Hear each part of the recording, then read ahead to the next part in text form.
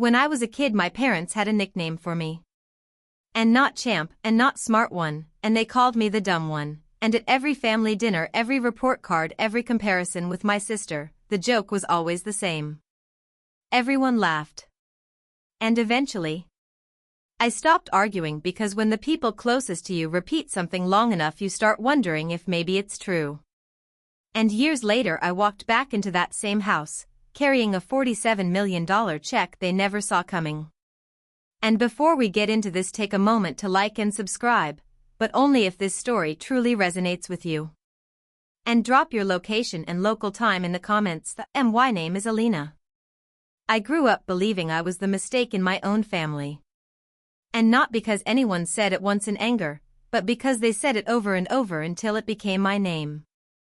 And the dumb one, and that's what my parents called me whenever my grades came back lower than my sister's. At family dinners, my father would laugh and say, "Good thing your sister got the brains in this family." Everyone would chuckle like it was harmless.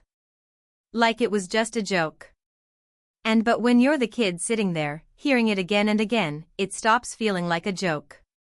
And it starts feeling like truth. And I remember one night when I was 16. I was struggling with math homework at the kitchen table. My mom looked over my shoulder side and said, "Maybe school just isn't for you," and then she added something that stayed with me for years. And some people are just slower, and they didn't scream at me. They didn't punish me. They just stopped expecting anything from me. And somehow, that hurt more. And my sister went to a top university. My parents helped her move into a beautiful apartment near campus. When it was my turn to graduate high school, my dad handed me a small suitcase and said, "Time to figure life out," and so I did. And I worked wherever I could, stocking shelves at night, fixing broken electronics, delivering packages across town. No one there cared about report cards. No one asked if I was the smart sibling. And they just cared if the job got done. And slowly, something strange happened. And I started solving problems other people ignored. And a broken logistics system at the warehouse. A small coding script that made deliveries faster. Tiny ideas, the kind nobody notices. And except one person did.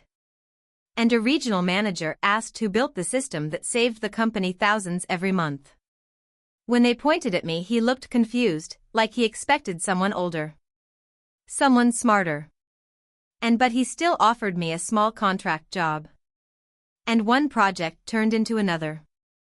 And then another. And years passed quietly like that. No celebrations. No family praise. Just long nights building software that helped companies run smoother. And then one afternoon I walked into a glass office building downtown. The kind of place my parents used to point at and say, "That's where the smart people work," and a group of investors sat across the table from me. And papers were signed. Hands were shaken. And someone slid a check across the table. And $47 million. And my share for the company I had quietly built. And that evening I drove back to the same neighborhood where I grew up. The same small house. The same cracked driveway. And my parents were sitting on the porch when I walked up. And my father looked surprised, like he couldn't quite remember the last time he saw me. And I held the envelope in my hand for a moment, remembering every joke, every laugh, every time they called me the dumb one. And then I placed the check on the table between them. And my mother picked it up slowly, her eyes moving across the numbers like she didn't understand what she was seeing. And her hands actually started trembling. And she looked from the check to me. Then back to the check again, like maybe it would disappear if she blinked too hard. "And 47 million, she whispered. And my father leaned forward in his chair, squinting like the numbers were written in a foreign language. For the first time in my life, he didn't have a joke ready. No laugh. No smirk. And just silence. And I could almost hear the memories in my own head while they stared at that piece of paper. And the kitchen table where my homework used to sit untouched. And the nights I listened to them praising my sister in the next room while I pretended to be asleep. And the birthday when my dad handed her a laptop for college and gave me a handshake. And none of it felt dramatic when it happened. That's the strange thing about quiet disappointment. It doesn't explode like anger. It just slowly settles into your bones. And my mother finally spoke again. And you made this, and her voice sounded small, almost cautious, like she wasn't sure she was allowed to ask. And I nodded. And not proudly. And just honestly. And my father cleared his throat, still staring at the check. Doing what exactly? And it was almost funny. And for years they had assumed I would end up doing nothing important. And now they were asking for an explanation. And I built software, I said. Systems that help companies move products faster. Track inventory. Predict shortages, and my father blinked. Computers, and he leaned back slowly, rubbing the back of his neck. And I didn't think you were good with school, and that sentence hung in the air longer than it should have. And I thought about answering it 100 different ways. I could have reminded him about the math homework. About the size. About the day he said some people were just slower. But I didn't. And because the truth was simpler than that. And I wasn't good at school, I said quietly. But I was good at solving problems. And my mother sat down heavily in the chair across from me, still holding the check like it might crumble if she moved too fast. And you never told us any of this, she said. And I almost laughed at that. And for years I had tried to tell them things. Small victories. New jobs. Promotions. Projects. But every conversation had always ended the same way. And oh, that's nice, and then the subject would shift back to my sister's achievements. And college honors. And graduate school. And her promotion at a law firm. And eventually you stop talking when you realize no one is really listening. And my father stood up and paced a few steps across the porch. The wooden boards creaked under his weight like they always had. And you're serious about this? He asked. And I shrugged slightly. And the company was just acquired this morning, and he stopped pacing. And for the first time in my life, the man who had always seemed so certain about who I was, looked completely unsure. And he looked at me the way people look at a puzzle they suddenly realize they've been solving wrong the whole time. And for years my father had spoken about me like my future was already decided. Like my life had a ceiling that everyone could see but me.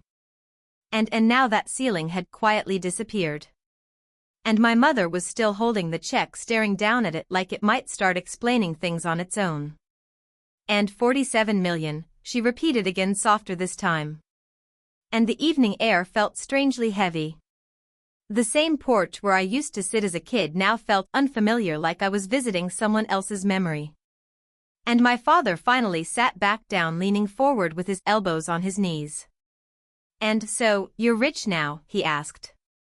And the question sounded awkward coming from him. And not proud. And not excited. And just confused. And I shook my head slowly. I'm comfortable, and he nodded once like he didn't know what the correct reaction was supposed to be. And inside the house the screen door creaked open. My sister stepped out onto the porch holding her phone in one hand. And she froze when she saw the three of us sitting there so quietly. And what's going on? She asked. And my mother turned the check toward her without saying anything. And at first my sister just glanced at it. And then she leaned closer. And then her eyebrows pulled together in disbelief. And is this real? She asked. And no one answered immediately. And she looked at me, then really looked at me the way people do when they're trying to match the person in front of them with the version they remember. And you made this? She asked. And part of it, I said. And for most of our lives my sister had been the example. The one teachers praised. The one relatives bragged about during holidays. And she was used to being the success story. And now she slowly handed the check back to our mother like it suddenly weighed too much. And I didn't even know you were running a company, she said. And that's okay, I replied quietly. And because the truth was, nobody really had. And I built everything far away from this porch. Far away from the voices that had already decided what I was capable of. And late nights in tiny apartments. And coffee cups stacked beside my laptop. And code running across screens while the rest of the city slept. And there were years when no one clapped. And years when success looked like fixing one bug after another while wondering if anyone would ever notice. But someone eventually did. And my father exhaled slowly, staring at the ground. And I guess, we might have been wrong about a few things, and it wasn't an apology. And not exactly. But it was the closest thing I had ever heard from him. And the porch fell quiet again except for the distant sound of a car passing at the end of the street. And my mother folded the check carefully like it was something fragile. And then she looked up at me, her eyes searching my face in a way they never had before. And not like I was the dumb one. And not like I was the forgotten kid at the end of the dinner table. But like she was seeing someone she didn't fully recognize. And she studied my face for a long moment like she was searching for the boy she thought she knew. And maybe she expected to find the same quiet kid who used to sit at the edge of the dinner table barely speaking while everyone else talked about bigger things. But time changes people in ways families don't always notice. And my father rubbed his hands together slowly the way he used to do when he was thinking about money or bills. "And so, what happens now?" he asked. And it was such a simple question, but I could hear something underneath it. Curiosity. Maybe even a little uncertainty. And for most of my life they had assumed they knew exactly what my future looked like. And now the script was gone. "And I keep working," I said. And my sister frowned slightly. "You still work," and I nodded. "And there are about 40 people in the company who depend on it. Engineers. Designers. Support teams," and saying that out loud felt strange. And not because it wasn't true, but because the version of me they remembered probably couldn't imagine leading anyone. And my father leaned back in his chair again. "And 40 people," he repeated quietly. And the number seemed to settle into the porch like a new piece of furniture nobody expected to see there. And for a while none of us spoke. And the sky had started turning darker now, the same deep blue I used to stare at as a kid when I'd sit outside alone after dinner. And back then I used to imagine what it would feel like if one day I proved everyone wrong. But the strange part about that moment, standing here now, was that it didn't feel the way I imagined. And it didn't feel like victory. And it felt quieter than that. And my mother cleared her throat gently. "And you must have worked very hard," she said. And I thought about the years that lived inside that sentence. And the nights when my apartment heater barely worked. And the mornings when I woke up on the couch because I fell asleep writing code. And the investors who said no, and the prototypes that failed. And the moments when the screen was the only thing lighting the room at 3 in the morning. "And yeah," I said simply. And my sister crossed her arms, still looking at me like she was recalculating something in her head. "And I guess school grades aren't everything," she said. And it wasn't defensive. It sounded more like she was trying to understand the math of it all. And my father suddenly let out a small breath that almost sounded like a laugh. "And all those years," he murmured.